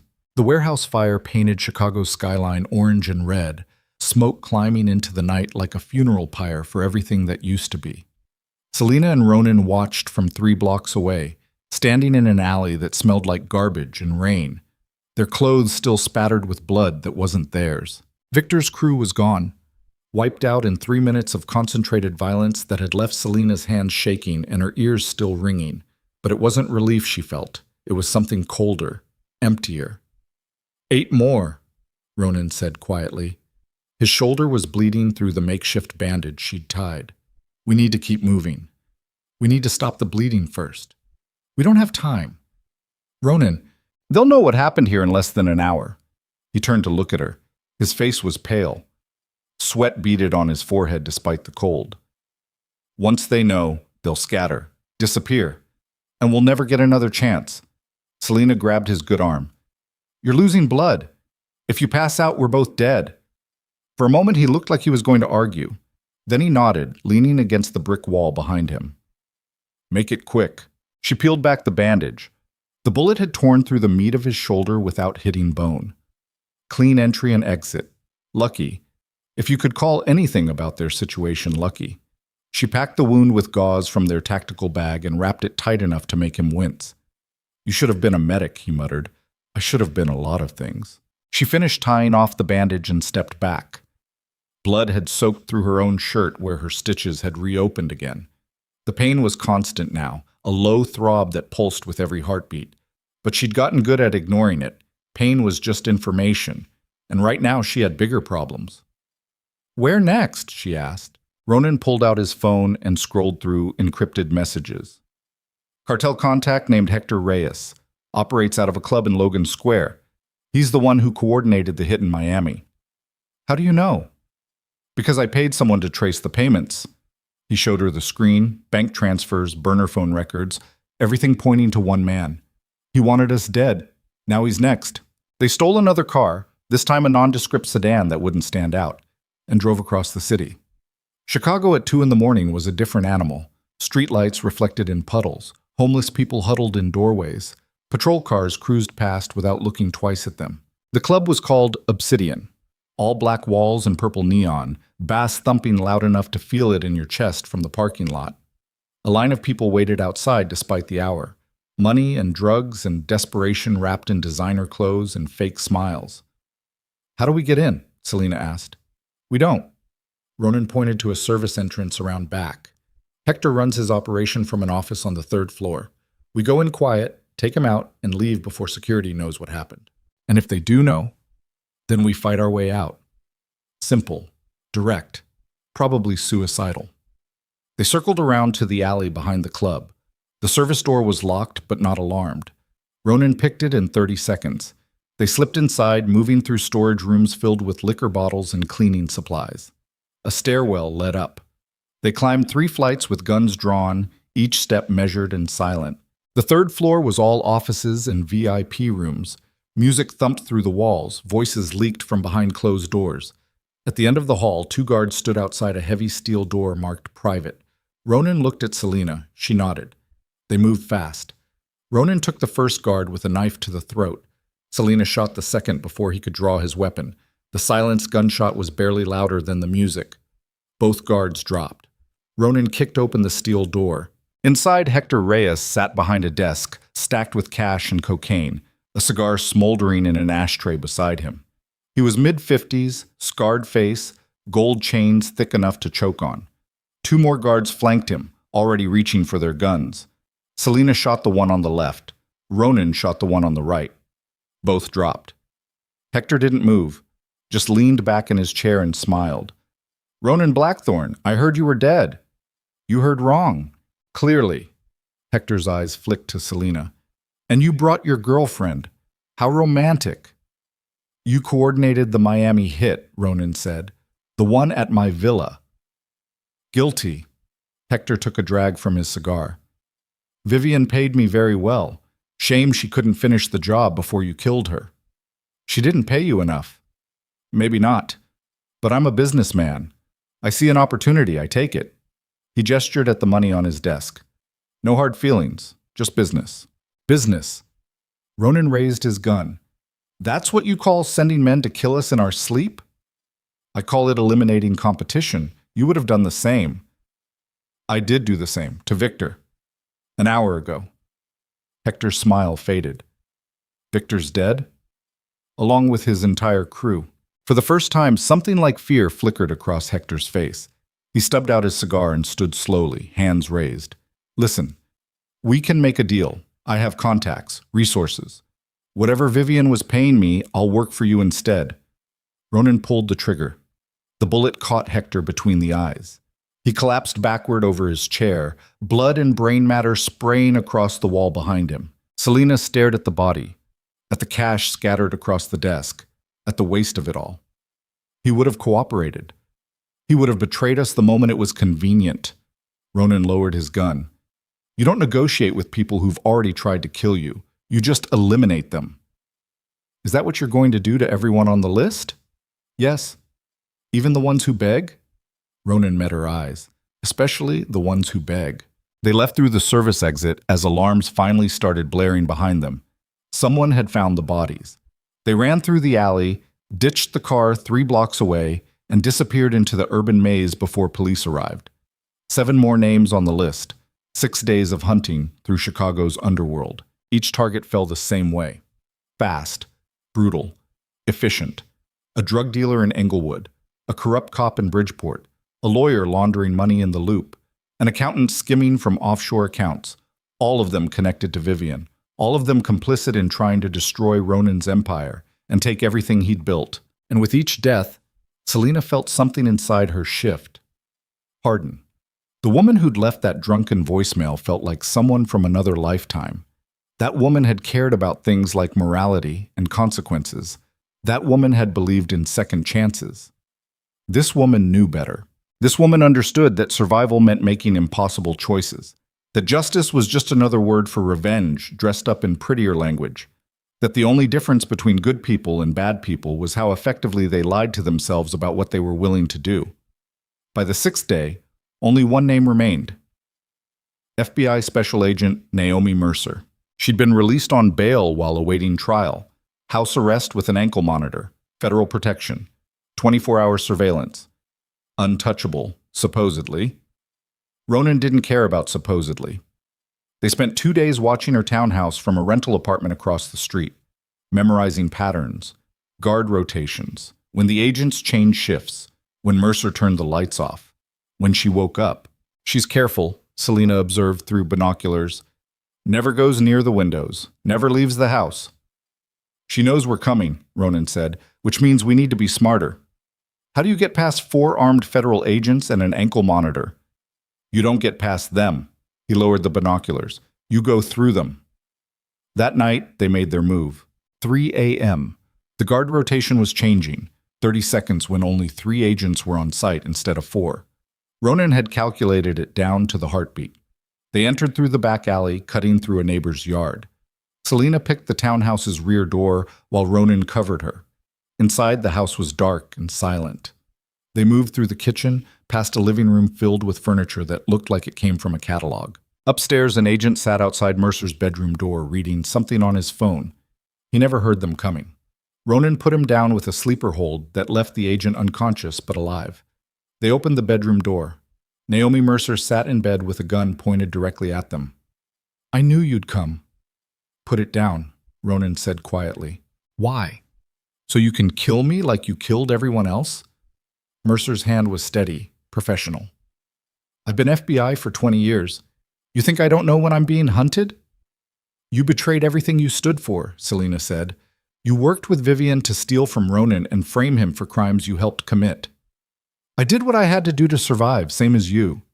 We're not the same, Mercer laughed. Aren't you? Look at yourself. You're standing in a federal agent's bedroom with a gun, about to commit murder. How is that any different from what I did? Selina's finger tightened on the trigger. Because you had a choice. You swore an oath to uphold the law. We never pretended to be anything we weren't. Congratulations, you're honest criminals. Should I give you a medal? Mercer's eyes narrowed. You want to know the truth? I don't regret any of it. Vivian offered me enough money to retire, to disappear, to finally stop pretending I believe in a system that's rotten from top to bottom, and I'd do it again in a heartbeat. Then you understand why we're here, Ronan said. To kill me? Yes. Mercer's gun didn't waver. But here's the thing. You shoot me, the agents downstairs will hear it. They'll storm up here and kill you both. You might take me down, but you won't make it out alive. Maybe not, Ronan said, but you'll still be dead. For a long moment, nobody moved. 3 guns, 3 people, all of them knowing this ended one way. Then Mercer smiled. You're bluffing. Selina pulled the trigger. The gunshot was deafening in the enclosed space. Mercer's gun dropped. She clutched her shoulder, blood streaming between her fingers, mouth open in shock. I wasn't bluffing, Selina said coldly. I just didn't aim for your head. Footsteps pounded up the stairs, shouting. The agents had heard. Ronan grabbed Selina's arm. We need to go. Now! They ran. Out of the bedroom, down the hall. The agents were coming up the front stairs, so they went for the back. Bullets tore through the walls around them. Wood splintered. Someone was screaming for backup. They made it to the kitchen, the back door, into the alley. Behind them, the townhouse erupted with flashlights and sirens and the kind of chaos they'd become experts at creating. They ran for 4 blocks before ducking into an abandoned warehouse. Selina collapsed against a wall, gasping for air. Her wound had opened completely. Blood soaked through her shirt. Her vision swam. We need to get you to a hospital, Ronan said. Can't. They'll be looking for us. Selina, I'm fine. She wasn't fine. She was bleeding out in an abandoned warehouse after shooting a federal agent. Nothing about this was fine. But Ronan didn't argue. He just pressed his hands against her wound and tried to stop the bleeding while sirens wailed in the distance. Mercer was right, Selina whispered. We're not getting out of this. Yes, we are. How? Every cop in Chicago is looking for us. The FBI, probably half the criminal underworld. Where do we even go? Ronan was quiet for a long moment. Then he said, Switzerland, back to the Alps. There's another villa, smaller. No one knows about it except me. What about Elias? If he survived, he'll meet us there. And if he didn't? Ronan's jaw tightened. Then we honor his memory by living. Selina wanted to laugh, wanted to cry, wanted to scream at the absurdity of it all. 3 weeks ago, she'd been a corporate analyst worried about quarterly reports. Now she was a fugitive murderer planning to flee the country with the man who'd destroyed her life. And the worst part? She didn't regret any of it. Okay, she whispered. Switzerland. They made it to another safe house, the last one Ronan had, and spent 24 hours hiding while Chicago burned itself out looking for them. News coverage was non-stop. FBI agent shot in her own home. Massive manhunt underway. 2 suspects believed to be connected to the recent string of organized crime murders. They'd become the story. On the second day, Ronan's contact delivered new passports and plane tickets. 2 seats on a cargo flight leaving from a private airfield at midnight. No security, no questions. Just cash and a pilot who'd flown worse people to worse places. They left the safe house at 11 p.m., moving through back streets and industrial zones where cameras didn't exist and witnesses knew better than to look too closely. The airfield was exactly where it should be, isolated, dark, surrounded by chain-link fence and broken dreams. The plane was waiting. Small turboprop, old but functional. The pilot was smoking a cigarette by the wing. He nodded once when they approached and didn't ask for names. Selina climbed aboard. The interior was stripped down to the bare minimum. Metal walls, cargo webbing, 2 seats bolted to the floor. It smelled like oil and exhaust. Ronan followed her in and pulled the door closed. The pilot climbed into the cockpit. The engines coughed to life. They were taxiing toward the runway when headlights cut through the darkness. 3 black SUVs, coming fast. Shit, Ronan muttered. The pilot saw them too. He gunned the throttle. The plane picked up speed, rattling and shaking like it might come apart. The SUVs closed the distance. Figures jumped out, guns raised. Muzzle flashes lit up the night. Bullets punched through the fuselage. Selina threw herself flat. Ronan returned fire through a window. The plane was moving faster now, engines screaming, the runway rushing past beneath them. More gunfire. The pilot cursed in Spanish. Then the wheels left the ground. They climbed into the night sky while bullets tore through the air behind them.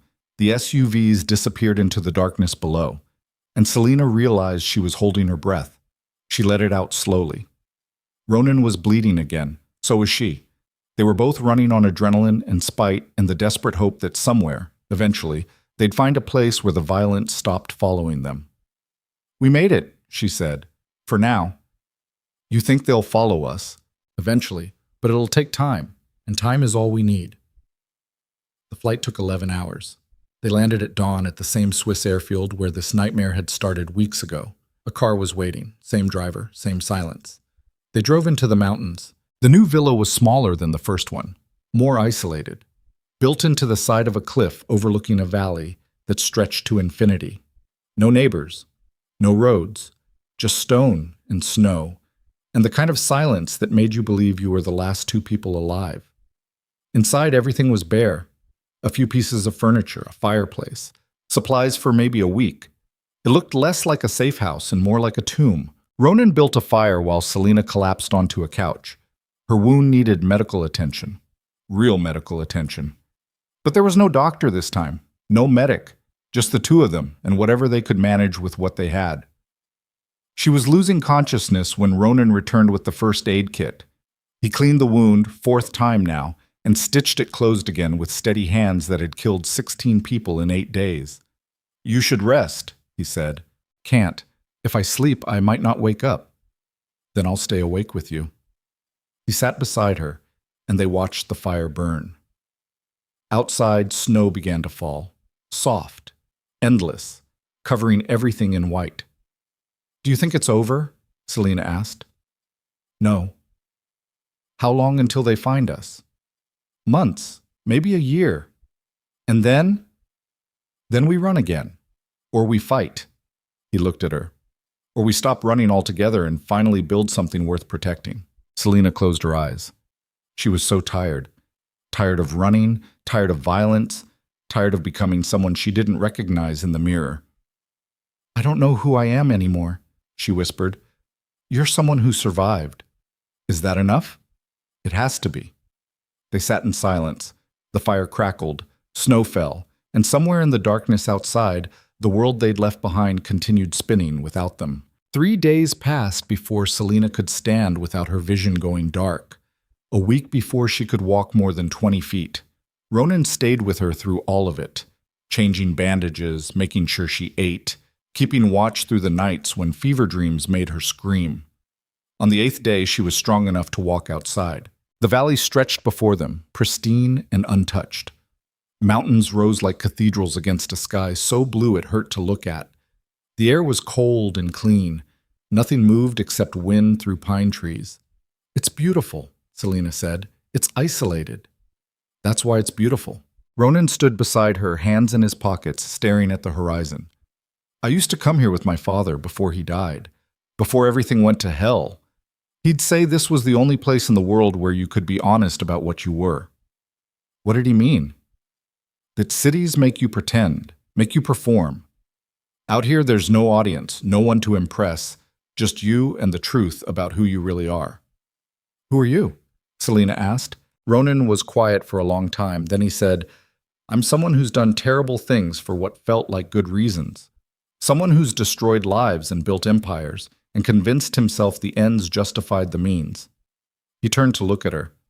"But I'm also someone who would burn down the entire world to keep you safe. And I don't know if that makes me a monster or just human." Selina reached out and took his hand. "Maybe it makes you both." "Can you live with that?" She thought about the voicemail, about Danny Ruiz dying in a warehouse, about pulling the trigger herself, about every choice she'd made that brought her to this moment. "I already am," she said. They stood together as the sun climbed higher, and for the first time since this nightmare began, Selina felt something other than fear or anger or exhaustion. She felt peace. It wouldn't last. She knew that. The world had a way of finding people who thought they could hide. And eventually, months or years from now, someone would come looking. But for now, in this moment, on this mountain, they were free. On the 15th day, Elias arrived. Selina heard the sound of an engine first. Distant, climbing the mountain road. Her hand went to the gun on her hip instinctively. Beside her, Ronan moved to the window. A battered jeep emerged from the tree line. It stopped 20 meters from the villa. The door opened. Elias stepped out, favoring his left side, looking like he'd fought his way through hell to get there. Ronan was out the door before Selina could move. He crossed the distance and grabbed Elias in an embrace that looked more like relief than anything else. The two men stood there for a long moment, neither of them speaking. Then Elias looked past Ronan to where Selina stood in the doorway. "You're still alive," he said. "So are you." "Barely." He lifted his shirt. His entire left side was bandaged. "Took 3 bullets getting out of that villa. Spent 2 weeks in a clinic in Germany before I was stable enough to travel." "How did you find us?" "Emergency protocol. Ronan and I set up contingencies years ago." He looked at Ronan. "I always knew he'd come back here eventually." Inside, Elias told them what had happened after the explosion, how he'd fought his way through the burning villa, how rival crews had scoured Switzerland looking for survivors, how he'd gone underground, moving through Europe's criminal networks until he was certain no one was following. "Are we safe here?" Selina asked. "For now," Elias said. "But they're still looking. Vivian's network wasn't as destroyed as we thought. Some of her people survived, and they've put a bounty on both of you." Ronan's expression darkened. "How much?" 10 million each." Selina felt her stomach drop. $20 million to kill us? To prove you're dead, which means every assassin, mercenary, and desperate criminal between here and Moscow will be hunting you. Fuck. Ronan stood and paced to the window. "How long do we have?" "Hard to say. Months, if we're lucky. Weeks, if we're not. What about going deeper underground? New identities, plastic surgery, complete disappearance. That takes time and money, and leaves a trail." Elias looked between them. "There's another option." "What?" "We stop running. We bring the fight to them." Selina stared at him. "You want to go on the offensive?" "I want to eliminate the threat permanently. Take out whoever's funding the bounty. Dismantle what's left of Vivian's network. Make it clear that coming after you costs more than it's worth." "That's insane," Selina said. "It's survival." Elias's voice was flat. "You can run for the rest of your lives. Change your faces. Hide in mountains. Never stay in one place too long. Or you can end this. Here. Now. One final push." Ronan was quiet. Then he said, "Who's funding the bounty?" "Consortium of investors who backed Vivian. 3 people. All based in different countries. Take them out, the money disappears. And without money, the hunters go away." 3 people, Selina repeated. "Spread across how many countries?" "France, Japan, Brazil." "And you want us to hunt them down, one by one?" "I want you to stop being prey." Elias met her eyes. "You're good at this, Selina. Better than you think. And if you're going to survive, you need to accept what you've become." She wanted to argue, wanted to tell him she wasn't a killer, that she could still go back to being normal. But that was a lie. Normal died the moment she got on that plane in Chicago. Ronan looked at her. "It's your choice. We can stay here and hope they never find us, or we end this permanently." Selina thought about the woman who'd left that drunken voicemail, about the life she'd lost, about the person she'd been before blood and bullets became routine. That woman was gone. And maybe that was okay. "Let's end it," she said. They spent 2 weeks planning. Elias had maintained contacts throughout the criminal underworld. People who owed him favors, people who feared him, people who'd sell their own mothers for the right price. Through those contacts, they mapped out the locations of all 3 investors. Jean-Baptiste Mercier in Paris, a banker who laundered money for half of Europe's criminal organizations. Kenji Nakamura in Tokyo, a tech mogul who'd built his fortune on black market data and ransomware. Paulo Costa in São Paulo, a shipping magnate who moved everything from drugs to weapons through South America. All 3 had bankrolled Vivian's attempted takeover. All 3 wanted Ronan and Selina dead to protect their investment. All 3 were about to learn what it costs to make them enemies. They hit Mercier first. Paris in spring was supposed to be beautiful. Cherry blossoms, sidewalk cafes, romance.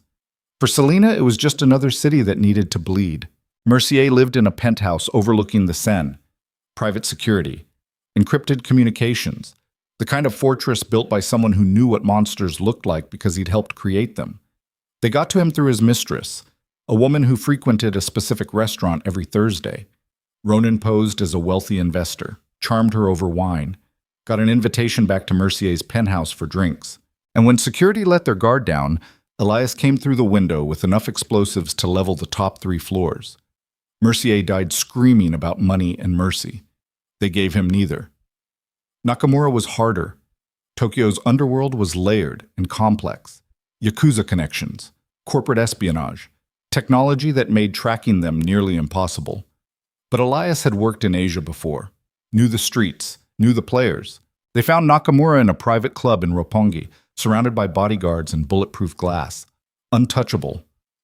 So they didn't touch him.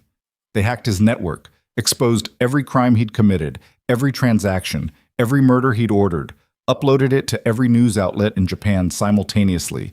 He was arrested by Tokyo Metro Police within 6 hours. 3 days later, someone shanked him in his holding cell. Some problems solved themselves.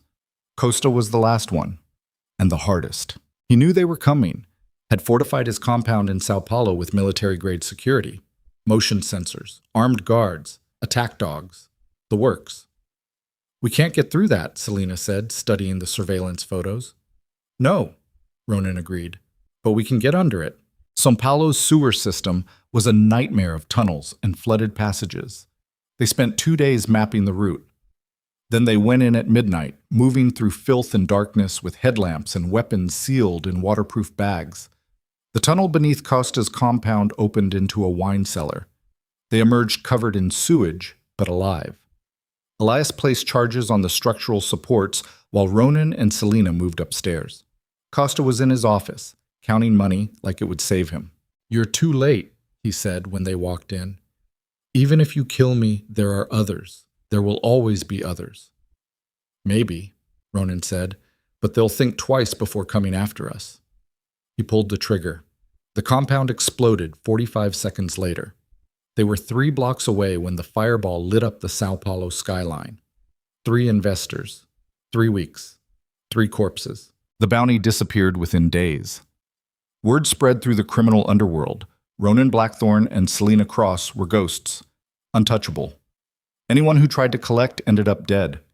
Fear was the best protection. They returned to Switzerland in early summer. The villa looked different now. Less like a tomb, more like a home.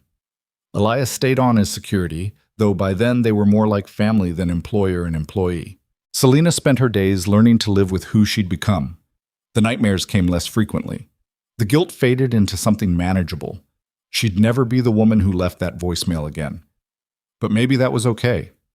One evening, as sunset painted the mountains gold and orange, Ronan found her sitting on the terrace overlooking the valley. "Do you ever regret it?" he asked. "That voicemail?" Selina thought about it, about everything that had happened since, about the blood and the choices and the person she'd become. "No," she said finally. "It was the first honest thing I ever said." Ronan sat beside her. "I'm sorry." "For what?" "For dragging you into my world, for destroying your life." "You didn't destroy it." Selina looked at him. "You just showed me who I really was underneath all the pretending." "And who's that?" "Someone strong enough to survive hell." She took his hand. "Someone who doesn't need saving." They sat together as the sun disappeared behind the mountains. Behind them, the villa glowed with warm light. Elias was inside, probably cooking dinner, the kind of domestic scene that should have felt wrong after everything they'd done, but it didn't. It felt like freedom. Not the kind of freedom that came from innocence, but the kind that came from accepting exactly who you were and refusing to apologize for it.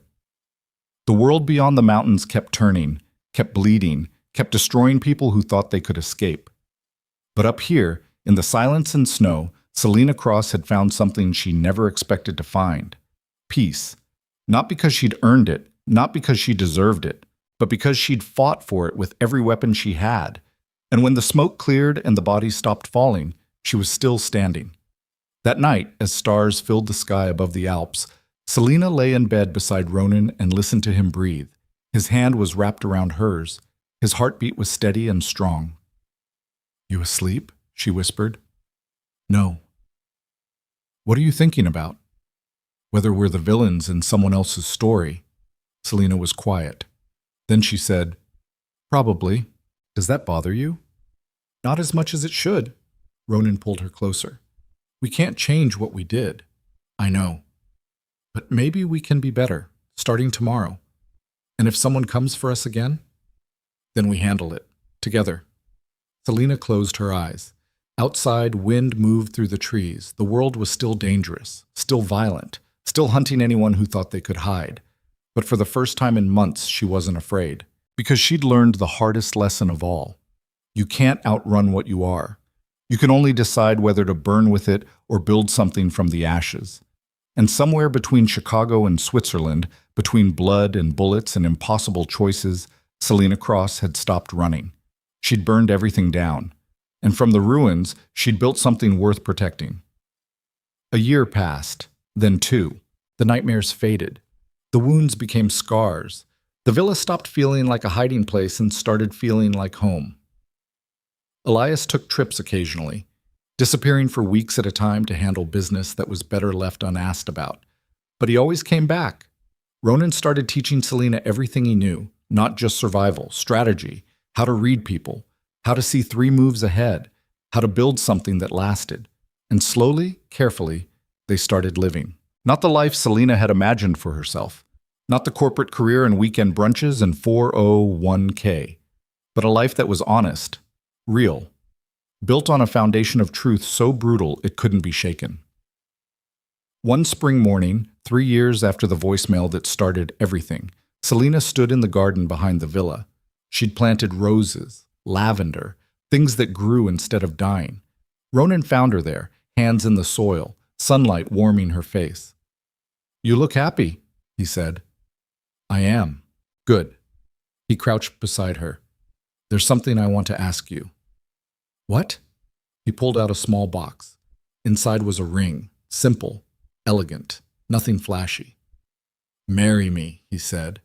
Selina stared at the ring, at him, at the absurdity of a marriage proposal from a man who destroyed her life and rebuilt it into something darker and stronger. That's insane, she said. Probably. We're fugitives, criminals, killers. I know. Marriage doesn't change any of that. No, but it means we stop pretending we're anything other than what we are. To each other. To the world. His eyes were steady, honest. I'm not offering you normal, Selina. I'm offering you forever. However that looks. Whatever it costs. She looked at the ring, then at him, then at the valley stretching to infinity beyond the garden. And she said yes. They married in autumn. Just the 3 of them, Ronan, Selina, and Elias. No priest, no ceremony. Just vows spoken in the firelight of the villa while snow fell outside. They promised to protect each other, to survive together, to build something worth more than the sum of their violence. And when the vows were done, they opened a bottle of wine and toasted to survival. 5 years after the voicemail, Selina stood on the terrace again, watching another sunset paint the mountains gold. Ronan's arm was around her. Elias was inside, probably asleep in his favorite chair. Do you ever wonder what would have happened if I hadn't left that message? Selina asked. Every day. Think we would have met some other way? Maybe. Or maybe we would have destroyed ourselves separately instead of together. Selina leaned into him. You think we're destroyed? No. I think we're what's left after the destruction, and that's better. She smiled. How is that better? Because nothing can break what's already been broken and rebuilt. We're not pretending anymore. We're just us. Violent, damaged, impossible. And free. Selina closed her eyes and let the wind carry away the last pieces of who she used to be. The corporate analyst, the woman who worried about quarterly reports, the person who thought morality was simple and survival was a given. That woman was gone. And in her place stood someone harder, colder, stronger, someone who'd looked into the abyss and jumped anyway, someone who'd burned down her entire life and built something truer from the ashes. Somewhere far below, the world kept turning, kept bleeding, kept destroying people who made the wrong choices or trusted the wrong people or thought they could escape their past. But up here, in the silence of the Alps, Selina Cross had found something most people spent their whole lives searching for. Not happiness, not redemption. Just the simple, brutal truth of being exactly who you were supposed to be, and that was enough. The sun disappeared behind the mountains. Darkness settled across the valley. And inside the villa, a fire burned against the cold. Tomorrow would bring new challenges, new threats. The world would keep trying to find them, but tonight they were safe. Tonight, they were home. And if that drunken voicemail had taught her anything, it was this. Sometimes the worst mistakes become the best decisions. Sometimes destruction is just transformation with a different name. And sometimes the people who terrify you are exactly the ones who save you. Not from the world, but from the lie of pretending you were ever meant to survive it alone. The end.